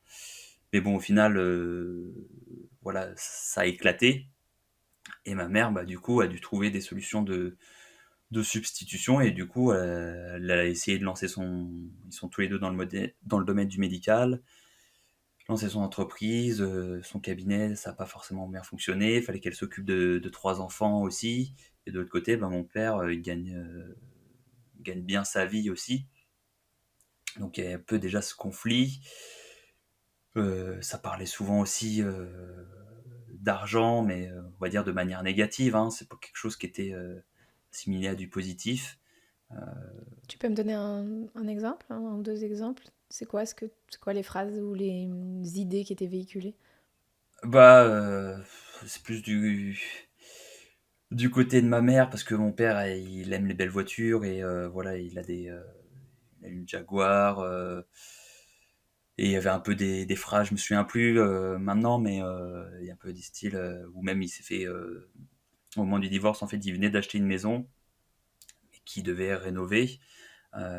Mon père, du coup, l'a rénové en faisant pas mal d'aménagements, notamment une piscine. Donc ça peut, je sais plus ce qu'a dit vraiment ma mère, mais elle a dit un peu, bah, vous avez une piscine ou autre, enfin, un peu des phrases comme ça qui pouvaient sortir. Euh, Mon père restait plutôt de manière, on va dire, enfin, respectueuse, parce que entre guillemets c'était lui le fautif, mais c'était plus ma nouvelle belle-mère qui attaquait ma mère. Enfin voilà, un environnement, on va dire, où moi je recevais des phrases contradictoires. C'est peut-être pour ça aussi que j'en ai aujourd'hui, mais c'était pas facile. Et puis avec mes frères, bon, on se parlait pas non plus de cet événement-là. Chacun a plus ou moins accepté cette situation à sa manière. Mon grand frère, c'est plus l'évitement parce qu'il était plus grand, et il a pu rapidement, entre guillemets, quelques années vraiment après le divorce, 2-3 années, il est parti en études supérieures, il a quitté le foyer familial et il allait. Donc un peu évitement, il était éloigné de tout ça et tout. Et mon autre frère, qui j'ai 2 ans d'écart, bah, lui, il est tellement dans le même bateau que moi pendant, ouais, 6-8 ans, hein, peut-être un petit peu plus. Et lui, aujourd'hui, il a encore du mal sur cet événement-là. On communique très peu, même si j'essaie de plus en plus, avec le travail et les discussions qu'on a avec Tiffany, de, de communiquer, de demander à mes frères s'ils veulent reparler de cet événement-là qui nous a tous marqués. Et si oui, s'ils veulent partager leurs émotions juste à nous qui avons vécu, on va dire, le même événement, mais avec des interprétations et des émotions Hmm. différentes, quoi. C'est super. Est-ce que Et ça prend tu... du temps. Oui, j'imagine. Est-ce que tu est-ce que tu fais un lien aujourd'hui entre ce que tu as vécu, cette situation parents divorcés et un conflit ouvert, notamment sur les sujets financiers, euh, et les doutes qui t'habitent aujourd'hui sur la future construction ou évolution de votre couple ou la construction d'un projet de vie? Là, comme ça, je fais pas trop de liens. T'as une maman qui te dit, dans son narratif à elle, euh, on avait un accord de couple tacite, il y en a un qui se consacre à sa carrière et moi à la maison. Et quand on s'est séparés, du coup, je me suis retrouvée dans la difficulté de ce fait-là. Et toi, de l'autre côté, qui exprime à Tiffany le fait que c'est Ouais. très important pour toi qu'elle ait son indépendance financière, qu'elle ne dépende pas de toi. Euh, Il y a eu cet épisode dans votre couple, mais il y a surtout cette situation qui, 20 ans après, est encore source de beaucoup de... Tu vois, qui a été un trauma dans votre vie, beaucoup de choses qui ne sont pas résolues. Et peut-être que une des choses que tu as retirées de cette situation, c'est on ne peut pas dépendre de quelqu'un. Effectivement, le lien est fait, oui. Oui, oui, je rejoins totalement ton point de vue. Effectivement, j'ai sans doute cette peur que s'il se passe quelque chose, qu'en fait, elle soit démunie, quoi. J'ai envie que de son côté, bah, elle puisse trouver des solutions et pas se retrouver peut-être dans la même situation que ma mère a vécu financièrement, bah, trouver des solutions, mais voilà, où c'est pas facile, plus de s'occuper des enfants, quoi. Parce qu'au-delà de l'adultère, alors tous les couples séparés ne se remettent pas d'une trahison ou d'un adultère, mais au-delà de l'adultère, il y a vraiment cette idée de je me retrouve dans cette situation à cause de lui. En tout cas, c'est le narratif de ta maman, hein, c'est l'histoire qu'elle s'est racontée. Euh, et du coup, il y a vraiment, pour toi, peut-être cette idée de je veux pas que Tiffany vive la même chose, quoi. Du coup, Ouais. qui se raccroche aussi au projet d'enfant. Euh, mais qu'est-ce qui se passe dans l'éventualité où notre couple ne dure pas et quel impact ça aura sur les enfants? D'ailleurs, Ouais, ouais, tu c'est avais pris sûr. l'exemple de la séparation, justement, qui me surprend toujours parce que moi, c'est pas quelque chose à laquelle je pense, en fait. Donc, ouais, voilà, c'est pas quelque chose à laquelle je pense. Ça Oui, peut même si arriver, tu mais le c'est pas quelque verbalises chose. parfois au moment de conflit, quoi, directement. Oui, Mais mais pas dans une anticipation. Pas du tout. Enfin, pas, tu vois, bah, faut qu'on fasse ça parce que en cas de séparation, même si hein, il y a probablement des choses à mettre en place justement en cas euh, pour anticiper ça, mais moi ça me vient pas en tête quoi. ouais, oui, Vous n'êtes pas mariés. Non, pas non. que c'est. Bah ça, j'ai récemment, on va Ouais. dire, communiqué là-dessus, euh, parce que du fait de mon expérience, je voulais pas me marier. Puis de côté des formations professionnelles aussi, où je suis juriste, je veux pas mettre un contrat sur de l'amour, enfin quelque chose d'irrationnel, on va dire. Le cœur a ses raisons que la raison ignore. J'ai pas envie de mettre quelque chose, un engagement, un contrat derrière l'amour. Et c'est pour ça que j'ai dit non, je veux pas me marier. Je veux qu'on fait une fête de l'amour, ok, mais pas de contrat. Alors, je comprends, mais je vais t'offrir une autre perspective. Ouais. Le fondement du mariage dans ses aspects légaux, code civil, hein, pas amour, engagement, etc., c'est la protection des époux. Les époux se doivent protection. C'est la Oui, première phrase. C'est pas si un jour il vous prenait l'idée de vous séparer, voilà ce qui se passera. Les époux se doivent protection. Évidemment, dans les cas les plus problématiques, la séparation et le décès. Mais les règles du mariage telles que n'importe qui peut les choisir. Donc par défaut, avec un contrat, avec ce qu'on veut dans le contrat, etc. Donc il y a plein de formes. Tu es juriste, donc tu vas avoir des petites notions quand même sur ce sujet-là, ou alors tu dois savoir comment on trouve l'information. Mais l'idée, c'est comment est-ce qu'on se protège, justement, s'il nous prenait l'envie de nous séparer, ou si évidemment il arrivait quelque chose à l'un ou à l'autre. De la même manière que quand on contractualise un prêt immobilier, on souscrit une assurance d'emprunt pour les cas où il arriverait quelque chose. Pas la séparation, jusqu'à preuve du contraire, les assurances ne nous protègent pas contre des séparations. Mais des formes d'achat, autres que l'indivision, peuvent nous protéger sur les séparations. Encore une fois, je me fous de savoir si vous allez vous marier ou pas. Je m'en contrefiche. Ah bon ? Ce qui est important, c'est que moi, je fais le lien très clair entre ton vécu et la façon dont tu abordes les choses aujourd'hui. Et du coup, un de mes rôles aussi, c'est de mettre la lumière sur d'autres façons de voir les choses. Et parce que du coup, vous pouvez aussi enrichir vos conversations de aujourd'hui c'est un non pour telle raison, d'accord, mais donc si je comprends bien, ta volonté première, c'est d'assurer ma protection, c'est d'assurer mon autonomie financière, etc. Du coup, moi à l'inverse, je ne sais pas, le mariage est important pour moi, ou avoir des enfants est important pour moi, ou construire un projet à deux est important pour moi. Et c'est là où vos visions, elles peuvent, si vous allez un peu plus loin et que vous ne restez pas sur le niveau superficiel de moi j'ai envie de te protéger, donc c'est forcément du tout séparé. Moi j'ai envie de faire un projet commun parce qu'on est une équipe et que ça fait longtemps qu'on est ensemble et que je conçois les choses à deux. Du coup, il y en a un qui veut tout séparer pour la protection et l'autre qui veut tout faire en commun parce que vous vous aimez. Je pense qu'ils pouvaient trouver des terrains communs, mais si vous comprenez quelle est la motivation cachée ou non exprimée de l'autre.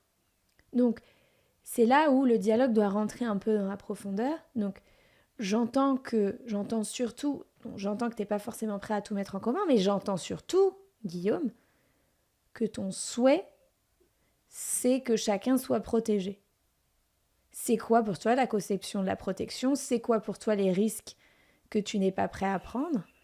Dis-m'en plus, et quand j'en saurai plus, et quand on aura tous les deux une vision plus claire, on pourra construire un autre projet ensemble qui du coup permettra, par exemple, de faire des projets communs tout en se protégeant en cas de. Et la liste, c'est à vous de la faire. Ouais. Ok. Notre relation à l'argent a toujours des racines dans notre vécu. Chaque événement de notre vie a généré une pensée, puis une émotion, puis une interprétation que l'on a soigneusement classée quelque part dans notre cerveau. Par exemple, dans le cas de Guillaume, il a probablement retenu du divorce de ses parents des choses comme « on ne sait jamais ce qui peut se passer au moment d'une séparation, mieux vaut s'y préparer en faisant en sorte que chacun soit parfaitement indépendant ». Ou encore « on ne doit pas sacrifier sa carrière pour élever ses enfants », ou peut-être encore « l'argent peut être un instrument de vengeance, de manipulation ou de souffrance au sein du couple ». De ce même événement, on peut imaginer que son père, sa mère ou ses deux frères ont retenu des choses soit très similaires, soit totalement différentes. Il faut comprendre que ces interprétations sont des moyens que notre cerveau trouve de nous protéger d'avoir à revivre des événements qui ont été douloureux pour nous. Dans le cas de Guillaume, ce qu'il a retenu du divorce de ses parents vient aujourd'hui se heurter à sa volonté d'homme de former une équipe et de grandir aux côtés de Tiffany et de lui-même fonder une famille, et il se retrouve pris en étau entre ces deux désirs a priori contradictoires sans réussir à bien les exprimer au quotidien à Tiffany. Une façon de sortir de cette situation est de se demander, pour continuer d'avancer, laquelle de ces deux règles contradictoires me sera la plus utile. Dois-je éventuellement la faire légèrement évoluer ? Par exemple, pour Guillaume, ça pourrait être « Comment puis-je à la fois être un homme protecteur tout en favorisant l'indépendance financière de ma compagne ?» Je suggère évidemment de ne pas rester seul dans ces réflexions, mais aussi de les partager avec l'autre pour enrichir le dialogue. Je dirais qu'avec ton vécu, j'ai l'impression, Guillaume, tu as plutôt une philosophie « font les bons comptes, font les bons amants », pour paraphraser un livre d'Héloïse Boll que j'avais reçu d'ailleurs dans le podcast il y a très très longtemps. De ton côté, Tiffany, je pense pas que ce soit une vision qui soit... le mot me vient pas, mais socle ou... les bons comptes font les bons amants. C'est pas que t'adhères pas, mais c'est pas une vision centrale, c'est pas quelque chose qui est colonne vertébrale dans ta façon d'envisager les choses. Ouais.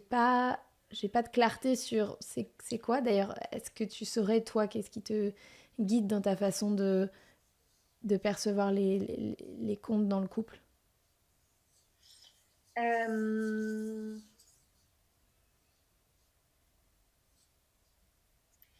Bah, là, je lui ai déjà dit, Guillaume, mais je le remercie du coup de s'être intéressé à cet aspect budget de sa vie et donc du coup qui a inclus budget de la mienne et donc budget de la nôtre, puisqu'il il a poussé vers l'équité et non pas vers l'équilibre, comme on dit, je ne sais L'égalité. plus l'autre, Mais l'égalité, merci. Voilà. Et du coup, je l'en remercie pour ça parce que je pense que c'est peut-être pas le propre de. Si tu veux, quand on en parle à nos amis, ils nous regardent avec des gros yeux en mode, mais. Enfin, le 50-50, c'est monnaie courante pour tout notre entourage, quoi. Enfin, en tout cas, un bon nombre de notre entourage. Donc, je le remercie pour ça, dans le sens où ça nous permet d'avoir un pouvoir d'achat similaire. Et donc, si tu veux, il m'a ouvert là-dessus. Moi, quel serait vraiment, au niveau de l'aspect financier, le pilier. Je Je vais, dirais que. je vais te Ouais. proposer quelque chose, Tiffany. Alors, je pense que c'est pas ce qui est à toi est à moi. Je pense que c'est pas ta vision des choses. En revanche, il y a quelque chose de l'ordre de euh, si j'ai besoin, l'autre est là. Ou Oui. si on a besoin, l'autre est là. On partage les difficultés, on partage les ressources, on partage les difficultés. Cette notion de partage équitable, qui n'est pas non plus tu vois, qui ne va pas jusqu'à ce qui est à toi est à moi. Mhm. Donc on est dans un step d'avant. Mais vos deux visions sont assez différentes. Ok. Même si j'ai l'impression que Guillaume, il aimerait tendre vers justement, et il a fait des pas et vous avez mis en place des actions, mais c'est pas de là d'où il vient. D'où il Ouais. vient, les bons comptes font les bons amants. Mm. Euh, et en fait, il s'est rendu compte que bah, en fait, ça ne tient pas forcément sur la durée, puisque ça t'appauvrit et ça vient en contradiction avec quelque chose qui est aussi important pour lui, c'est le fait que tu sois autonome et que tu ne dépendes pas de lui. Donc, vous avez trouvé un fonctionnement qui permet de réconcilier un petit peu ces deux visions qu'a Guillaume qui parfois s'entrechoquent effectivement.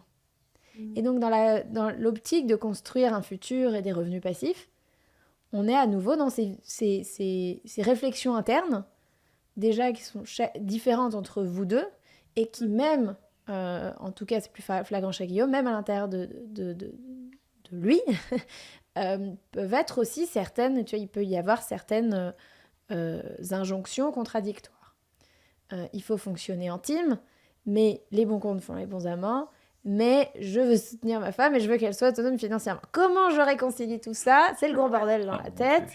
Dieu. Et donc c'est là où j'en reviens à... Je sais pas si vous avez...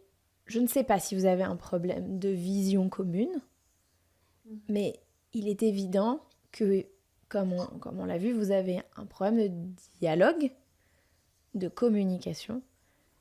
Et derrière la surface qui semble être justement un long fleuve tranquille, bon niveau de communication, vous parlez, mais effectivement, vous n'êtes pas entraîné, pas habitué, vous n'avez pas l'habitude et c'est inconfortable pour vous d'aller un peu plus dans la profondeur, dans la qualité des conversations, parce que notamment vous avez peur que ça heurte soit l'autre, soit vous, que ça vous mette mal à l'aise, ça mette mal à l'aise l'autre et donc ça fasse émerger des désaccords. Et derrière des désaccords, il peut y avoir des conflits. C'est pas sûr, mais il peut y avoir des conflits. Là où c'est problématique, c'est que un couple qui n'a jamais de désaccord, c'est souvent un couple qui meurt. Ça fait peur. Parce que le couple se construit dans le challenge. Je sais que ce mot, il est un peu alarmant, alarmiste, mais le couple, comme toute relation, se construit dans le challenge. Mm. Et même en dehors de la relation, l'individu se construit dans le challenge. C'est dans le challenge qu'on apprend, qu'on développe, on acquiert de nouvelles compétences. Et donc, les relations, quelles qu'elles soient, les relations amoureuses, les relations d'amitié, les relations professionnelles, se construisent aussi dans le challenge. J'ai un défi, je fais face à un défi, je fais face à des émotions qui ne sont pas agréables pour moi, je t'en fais part, et essayons de trouver des solutions, et essayons de construire quelque chose ensemble. Mais l'évitement qui est votre stratégie un peu refuge à l'un comme à l'autre, accepter que finalement ne même pas voir que l'autre n'a pas répondu à la question, ou accepter que l'autre ne réponde pas à la question, ou du coup tellement vouloir préserver l'autre de ce qu'on a à lui dire qu'en fait on n'exprime pas vraiment ce qu'on a à dire, alors que ce qu'on a à dire c'est je ne sais pas, ou je ne suis pas au clair, ou maintenant que j'y pense j'aimerais peut-être besoin d'aide parce que j'ai pas du tout de clarté sur ce sujet-là, et d'inviter l'autre à nous aider à en gagner. Ok. Et donc, votre capacité à poser des questions à l'autre va être déterminante dans construire un peu plus de qualité dans le couple. Alors, il se trouve que vous faites partie du programme 1%, donc vous êtes guidé là-dessus, donc j'ai beaucoup de ressources dans le programme pour ça. Mais effectivement, c'est pas anodin. J'ai déjà mis des outils à votre disposition pour le faire, mais il faut que vous alliez il faut que vous alliez concrètement dans la profondeur de ces sujets-là. Qu'est-ce qui fait qu'on n'arrive pas à dialoguer ? Qu'est-ce qui, toi, te fait peur ? Parce qu'il n'y a aucune raison où vous en êtes dans la vie et dans votre couple que vous n'arrivez pas à faire émerger un projet commun. Tiffany et Guillaume ont un fonctionnement de couple assez commun. Manque de vision commune, évitement des sujets qui peuvent fâcher, frustration des deux côtés. Madame a besoin de clarté, de savoir où va le couple, de partager ses émotions et d'être rassurée. Monsieur se pose moins de questions ou préfère les garder pour soi et ne communiquer que quand une réponse définitive à ses propres questionnements émerge. Madame a un fort besoin de communication régulier, monsieur non. Ce fonctionnement, il est classique et s'il s'installe, il est source de beaucoup de difficultés chez les couples. Si on fait une analogie avec une équipe de foot, on n'imaginerait pas des coéquipiers qui ne communiquent pas, qui ne s'encouragent pas, qui ne parlent que quand tout va bien. Au contraire, les meilleures équipes redoublent de cohésion quand ça va mal. Les coéquipiers discutent encore plus, ceux qui sont le plus en difficulté sont soutenus par les autres et une attention particulière est donnée à leurs besoins. Parfois même, des choses difficiles doivent être dites pour le bien du groupe. Votre couple doit fonctionner comme une équipe. Madame ne peut pas imposer des conversations sur tout et n'importe quoi quand ça lui chante. Monsieur ne peut pas éviter le dialogue sous prétexte que c'est inconfortable. Je note et je salue la qualité de l'implication de Guillaume dans cet échange et je le remercie de s'être livré avec autant d'honnêteté, preuve indiscutable de son implication à faire en sorte que la situation de leur couple évolue. Parfois, quand il y en a un qui a besoin de communication et l'autre moins, ça crée beaucoup de tension parce que effectivement, je veux bien, tu fais ton truc de ton côté, mais est-ce qu'on peut en parler aussi ? Ouais. Sans attendre que je fais mon truc de mon côté et quand j'aurai une réponse définitive à t'apporter, là, je serai prêt à ce qu'on en parle. On peut aussi dialoguer dans le couple sans que l'un ou l'autre n'ait de réponse définitive à ses propres questionnements. C'est juste que la communication permet de cheminer. Ouais, même si on n'est pas sur le même rythme, finalement, ça n'empêche pas de communiquer, quoi. On n'est jamais vraiment sur le même rythme. C'est vrai. Et on peut être un couple harmonieux sans être sur le même rythme.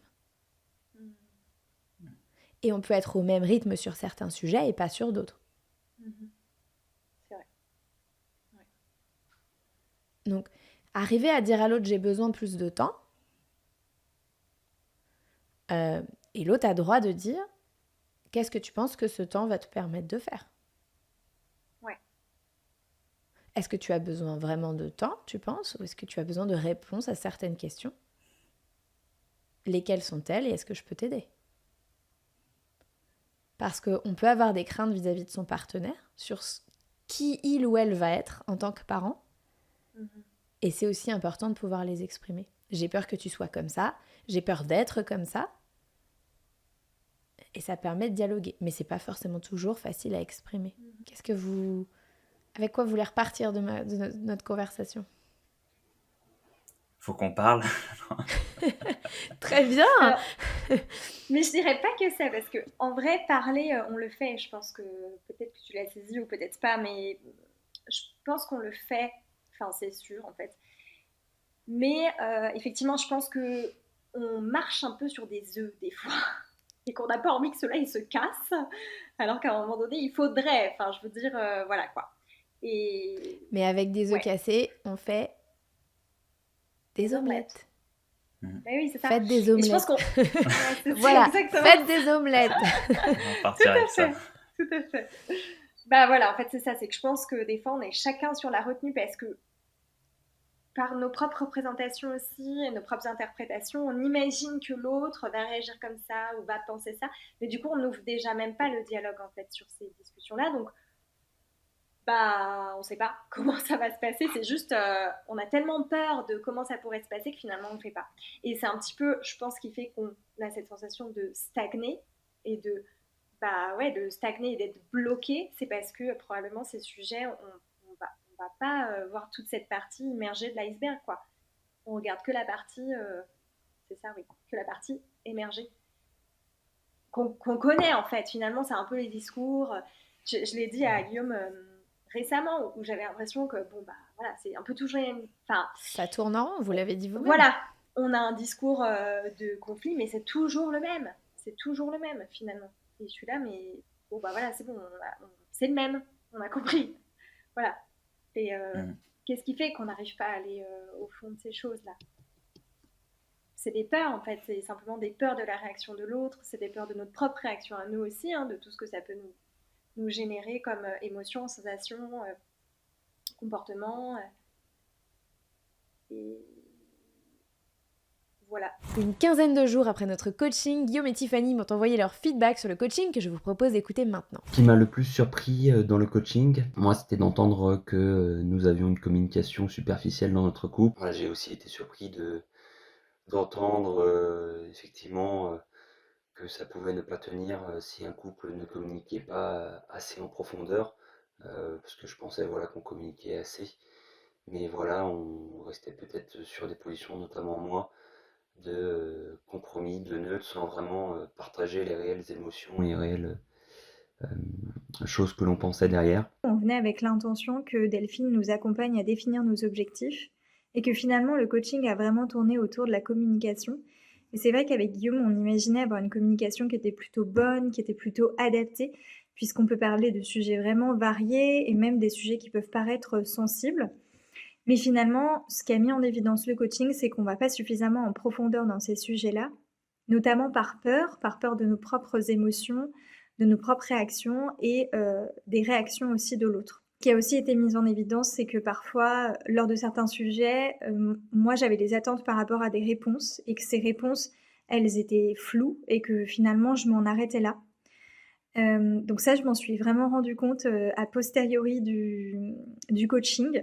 Et donc maintenant, quand j'ai besoin de clarté, j'invite Guillaume à m'apporter plus de clarté s'il est en capacité de m'en apporter, ou en tout cas à me proposer de patienter et qu'il puisse réfléchir de son côté, voilà, et qu'il puisse revenir vers moi lorsqu'il a une vision un peu plus claire. J'ai quand même décidé de me dire à chaque fois qu'on communique, essayer vraiment de partager ma réelle pensée, ma réelle émotion derrière telle ou telle situation, même si ça ne peut pas me plaire et ça pourra avoir des conséquences négatives comme j'aurais pu les imaginer, mais au moins j'aurais partagé mon émotion. On a aussi décidé de se mettre sur un vision board où voilà, bah, moi aussi là j'ai été dans le flou vis-à-vis de ce vision board où j'étais pas forcément dans le concret, j'ai pas compris l'exercice. Donc je l'ai refait voilà, sur les objectifs de vie, vraiment dans le concret, 5 ou 10 ans. Qu'est-ce qu'on a envie d'avoir et qu'est-ce qu'on met dans nos objectifs de vie. Pour pouvoir avancer dans une direction ensemble, pas forcément avec des sujets sur lesquels on est en accord, mais en tout cas avec une vision commune, claire et concrète. Je reste un petit peu dans le flou, j'ai un petit peu peur de l'avenir vis-à-vis de cette communication profonde qu'on va avoir maintenant, mais je pense que c'est quelque chose de positif à l'avenir. Un immense merci d'avoir écouté cet épisode jusqu'au bout. Je voudrais dire un grand merci encore une fois à Guillaume et Tiffany pour leur courage à se dévoiler publiquement, la transparence de leurs propos et la vulnérabilité dont ils ont fait preuve. Je vous invite à leur envoyer, si vous le souhaitez, vos remerciements, vos soutiens et éventuellement vos réflexions via mon compte Instagram Richissime Podcast pour qu'ils les reçoivent. La série estivale des coachings se poursuit la semaine prochaine. D'ici là, prenez soin de vous et de vos finances. Ciao, bye bye!